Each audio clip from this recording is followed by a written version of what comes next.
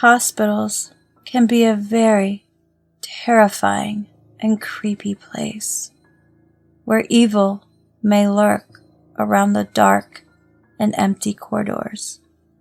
Sit back, relax, and Mortis Media and I will see you when the lights go out. In the morgue at my hospital, I would always hear knocking coming from the inside freezer. It really creeped me out, especially when the pathologist would look up, grab my shoulders, and stare me straight in the eye and say, "You hear that? You never open that door when they're knocking. Never." It turned out to be some loose pipes, but he thought it was hilarious, and I didn't sleep that night. I work as an emergency medical technician, and I have a creepy story I'm going to share with you. There was this elderly male who had fallen and hit his head a few hours before they called an ambulance.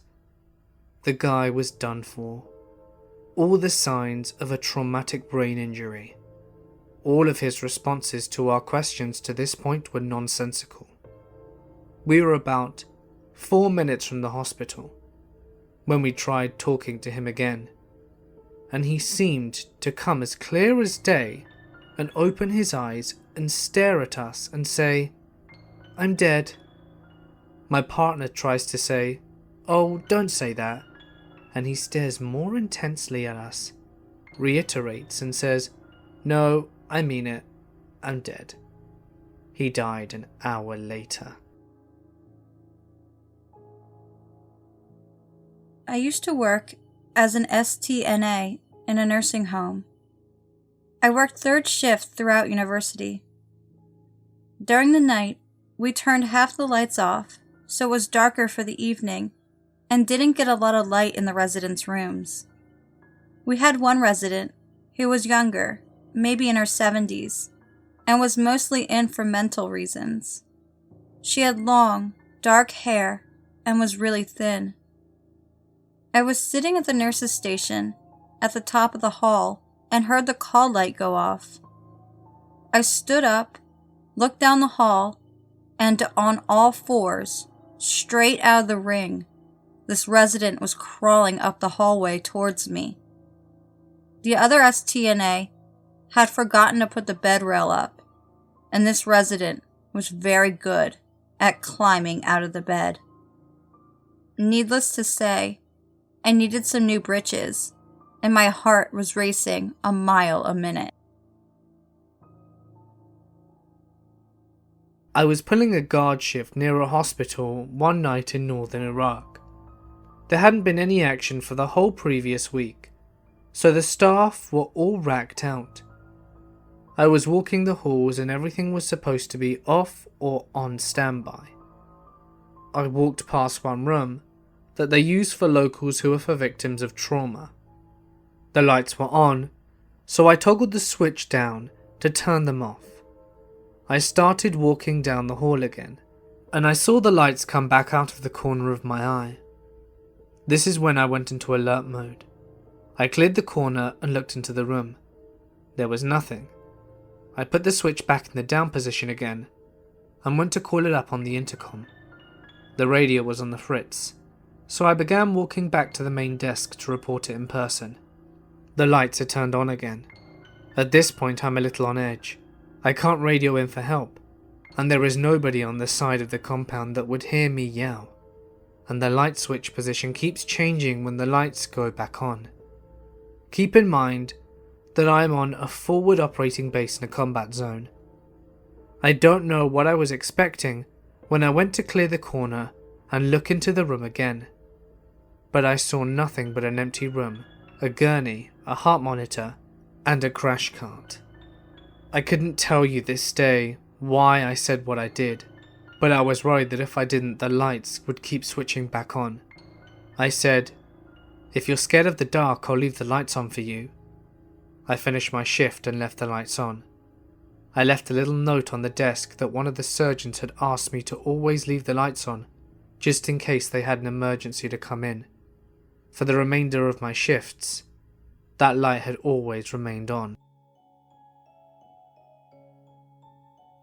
I work at a nursing home. I'm not actively involved in the direct care of the residents, but I still interact with them on a daily basis. There was one woman on my unit who had a son who visited her every day. She was on hospice, so he wanted to be around as much as possible for his mom. She passed away during one of the rare times he wasn't in the building. We called him to let him know, and he got in his car immediately to come to be there when the funeral home came. The aides had finished preparing her body to be taken out, and we were all just waiting on the son to get there to call the funeral home. Her room was empty. The moment he rounded the corner to the hallway her room was in, her call light went on. The nurse on duty and I looked at it, and then at each other, as if confirming that we both saw it. As soon as he went into the room, it went off. That's the strangest experience I've ever had so far. When I was a student, I got called in on a stroke patient. She had coded and they were doing CPR. They worked for 45 minutes, but she died. They cleaned her up and called on the family to say goodbye. By the time the family left, she'd been both brain dead and without a pulse for 45 minutes. Blood had filled her brain, and she was completely grey and started to smell. Suddenly, she sat up and called for her family. The nurses rushed to get monitors and equipment back on her, started working on her again, and stabilized, said goodbye to her family, and promptly died a second time. I'm a paramedic for the county that I live in. I don't want to give away too many details on my whereabouts due to the graphic nature of this story. One night, during the summer, we received a call to a house for a person who was in distress. We have been to this address many times because the individual that lived here was known to us and was extremely mentally ill. He was non-med compliant, which meant he doesn't consistently take his medications. He lived in the house with his mother and a foreign exchange student. We were first to arrive on the scene. We even got there before the police did, and that was unusual. When we got to the house, the front door was wide open.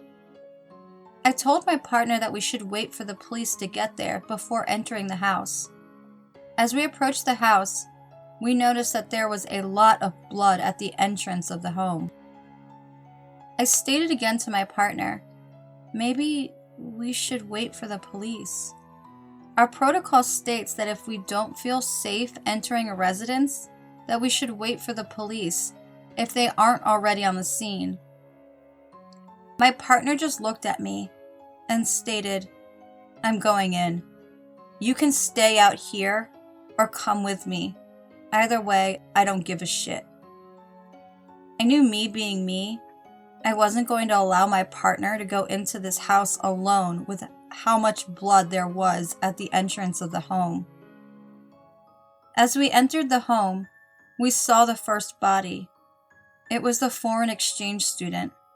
She was lying face down in a pool of blood on the floor. We rolled her over, and we couldn't believe what we saw. Her fucking eyes were missing. I almost threw up right there. I don't have a weak stomach at all, but seeing that was the most disturbing thing I've ever seen. Or at least, I thought it was. There wasn't much we could do for her. She was already dead. She also had multiple stab wounds to her chest, pelvis, and abdomen.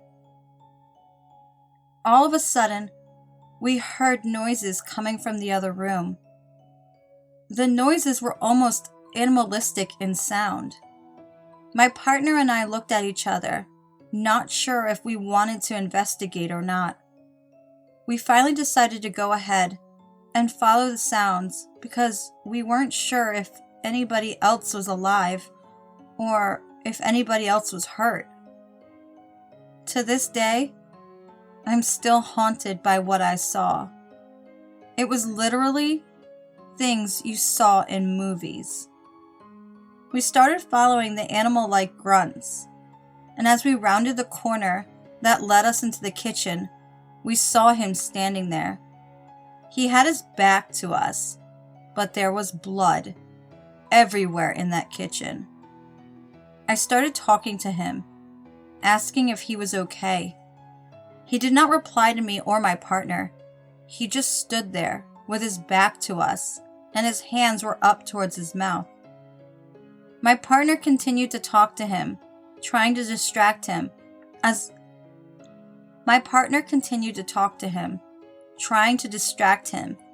I walked around to face him. As I walked towards the front of him, I didn't see her at first because the island in the kitchen was blocking her from my view. I couldn't believe what I was seeing. I started shaking because whom I assume was his mother was lying on her back. That wasn't the issue. The issue was she had a huge fucking hole in her chest where her fucking heart should have been. Her heart was missing. I couldn't believe it. It was impossible to get past the rib cage without the proper tools, and I assumed that they did not have a rib spreader in this house. I said to my partner, "Her heart, it's gone." He looked at me and said, "People's hearts just don't go missing." I continued to shake as I passed by her body and towards her son. As I got to the front of him, what I saw almost made me weak to my knees. I said to my partner, "Well, I think I found her heart." My partner looked at me wide-eyed and said, "Where is it?" "He's eating it." I couldn't believe what I was seeing. This man was eating his mother's heart. By the time we had shaken off our disbelief, the police had arrived and taken him into custody. It was so strange. When it was just him, my partner, and I, he didn't say a word. But once the police had him in handcuffs, it's like he snapped out of a trance. He became extremely loud, disorganized, paranoid, and grandiose. He started talking about how he was Jesus Christ and his mother was the devil, and he had to save her and everyone else from her evil. He said the only way this could happen was if he killed her and consumed her heart. Needless to say, this man is still locked up in our state psychiatric institution. I did my clinicals as a CNA in a memory care unit. I helped feed this woman. She never really moved, never spoke. It was like she was in a coma or something. I would wheel her into the dining room, and I could hardly get any real food into her. I'm able to slide in some special ice cream, and for days she doesn't move or have any response. I'm feeding her and pretty much talking to myself. About 10 minutes after, she slowly turns her head and says, "Oh, hello." Then she rotates her head back and resumes staring blankly into nothing. Super creepy. I worked at a mental health hospital for about 5 years. The scariest patient and incident involved a patient that had just had surgery to remove an object that she swallowed. I'm down the hall when I hear a nurse scream for help. I run to the patient's room, and she had opened up her stapled shut incision and was holding what looked like part of her intestines in her hands.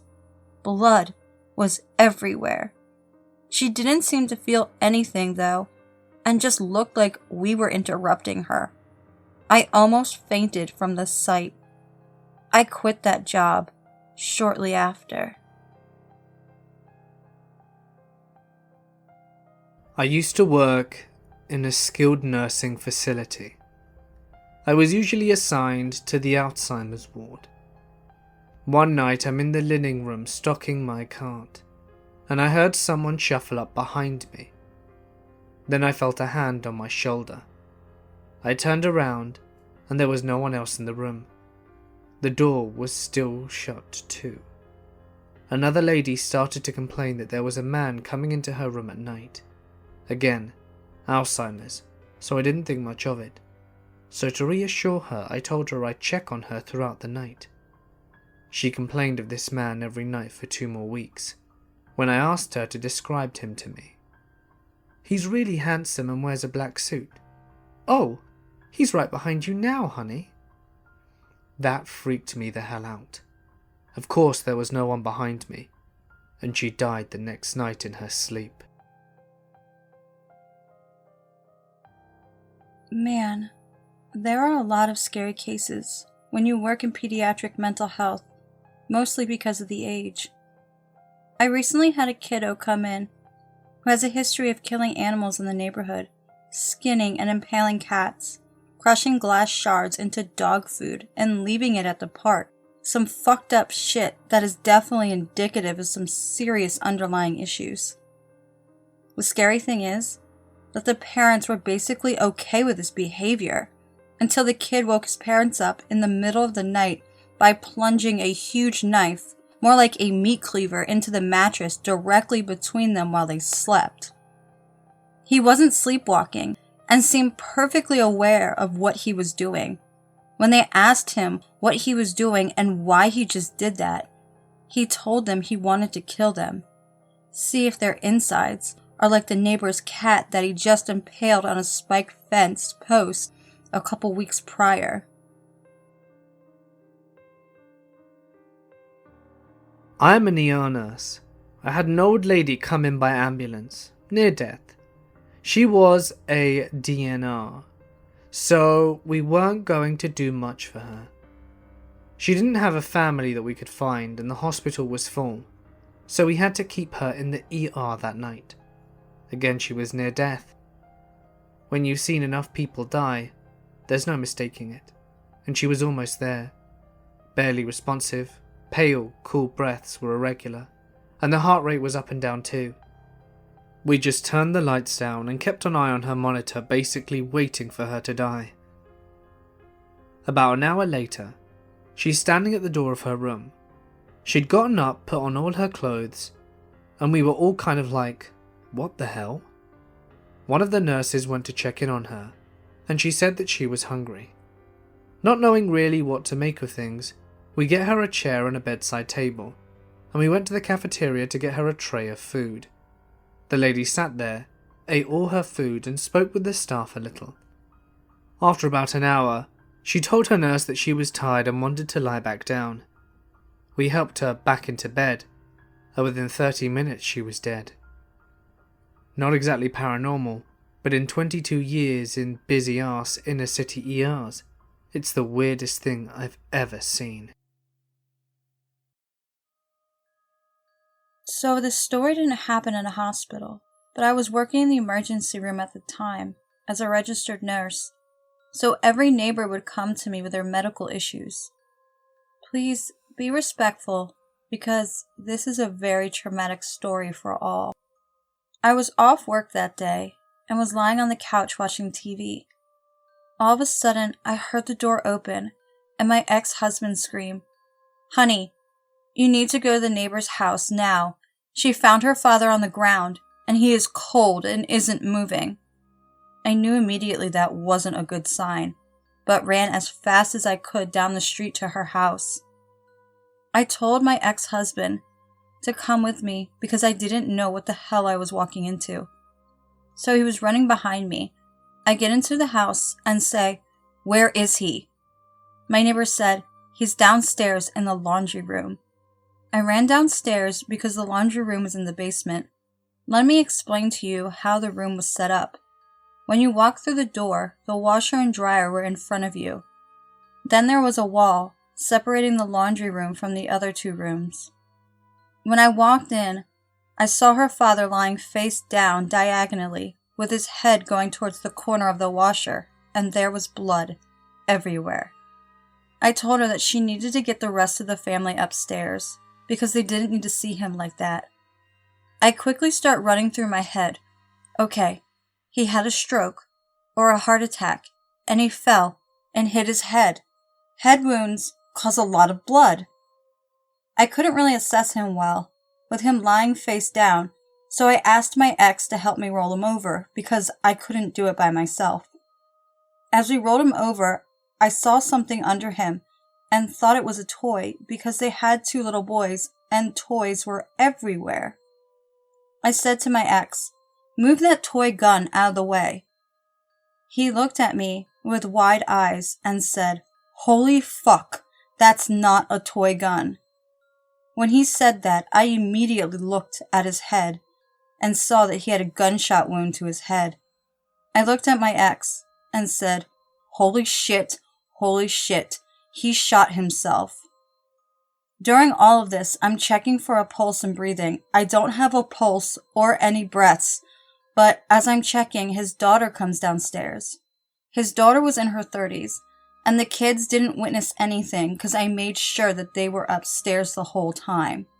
She's on the phone with 911 and starts screaming at me to save her father. All I could do was look at her, and then I started to do chest compressions. But I knew in my heart that he was already gone.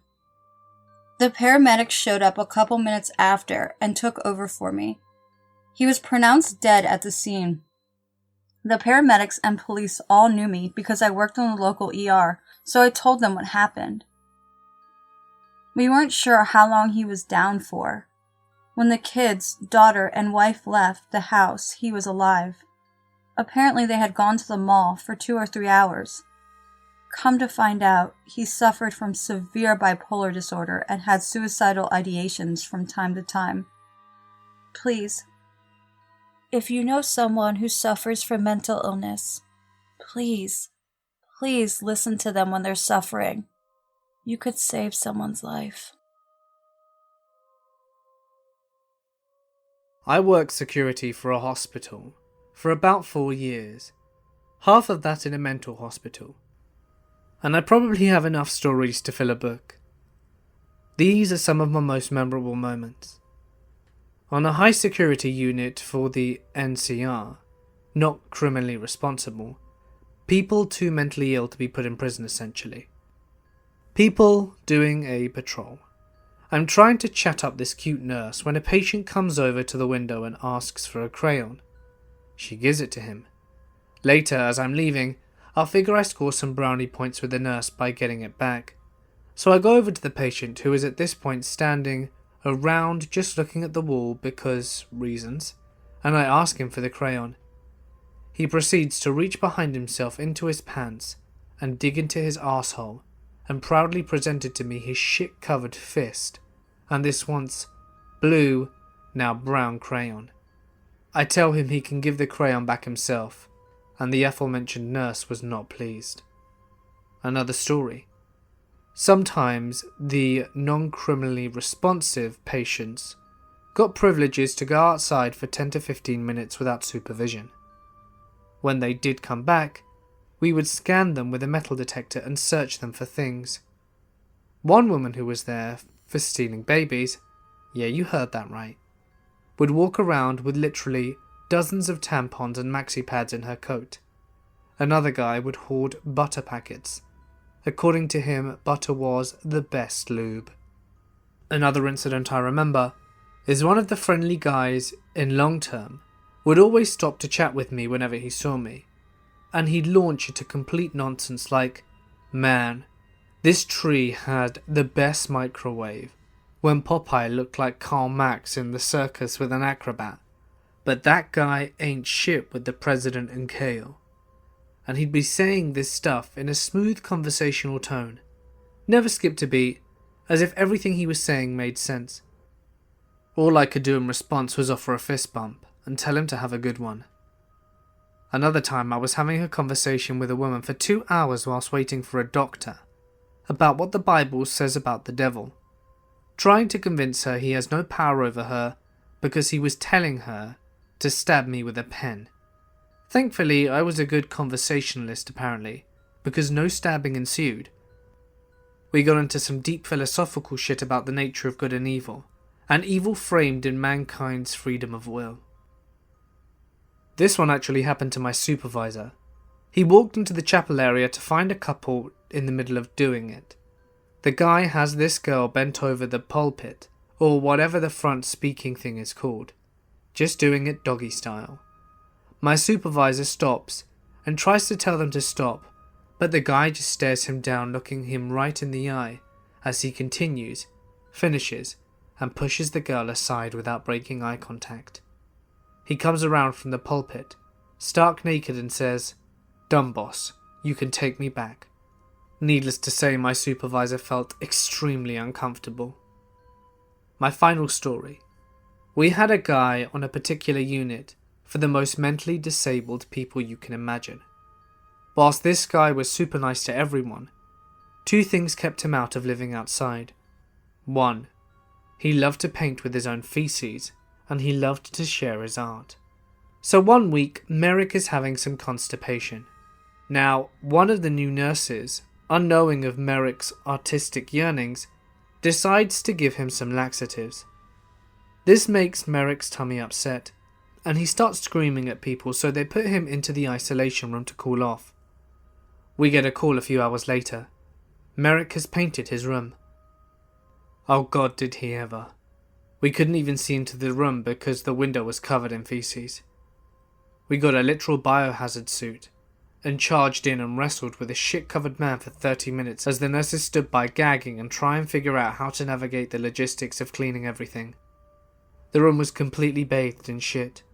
The walls, the floor, the mattress, even parts of the ceiling. Merrick himself was completely covered in head to toe, and I had no idea a human being could actually store that much shit inside their body. But for all the funny and weird moments, like I've just said, there are some stories that will haunt me forever. I don't like telling them very often because they're very bad juju. People just screaming for hours, a kid hacking his forearm with scissors, people going off their rockers and acting like they're possessed by demons, having to strip people so they can't hang themselves in isolation, nurses abusing their powers against patients. It was a fun and interesting job for the most part, and I do miss it sometimes. Sorry for all you men out here. I have a great story from the urology department. Guy comes in for genital pain and an erection that won't go away. Turns out he was having a threesome with 2 sisters, not his own, and wanted to stay up for them.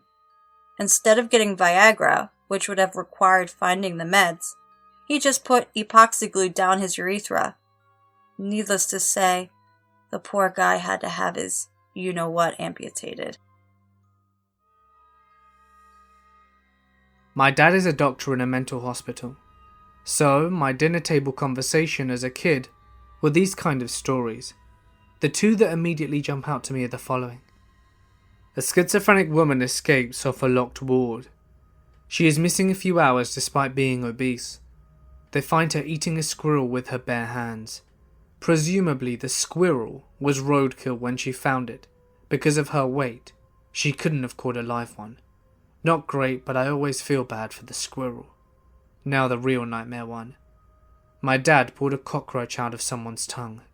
Yes, a full-grown cockroach pulled squirming out of this patient's tongue. What they assumed happened was the patient ate some roach eggs along with something that cut their tongue, and the egg hatched inside the tongue. Like they saw something they wanted to eat on a filthy floor and got a handful of eggs, something sharp like a piece of glass, and ate it. A week later, when they're admitted, their tongue looks horrible, so my dad investigates and finds a goddamn roach in there. Right after he tells me this story, he tries to convince me to eat the rest of my green beans on my plate. I'll never forget that dinner, And now, neither will you. Okay, this happened to me yesterday. A little backstory. I'm an African American female, 14, and I have sickle cell anemia, anxiety, and depression since my mother's death last year on June 12th. I travel every 2 weeks for therapy from my city to the one where my doctor is.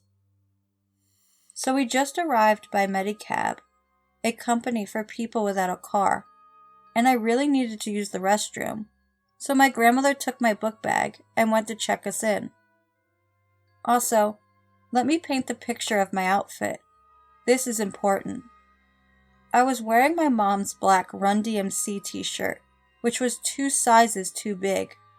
I had on gray sweatpants that were baggy on me, and I had on blue Converses, and my hair was in a messy bun, because I wanted to be comfortable, so I wasn't really looking cute at all. Anyways, on to the story. So there are workers in the halls working on the ceiling. It was 2 guys, and one had just left to go get something, which left me and this middle-aged man with a braided ponytail and a beer belly with a green muscle shirt that was way too tight for him. I politely say hi because I was raised with manners. He said hi back, and I entered the bathroom, and that was that.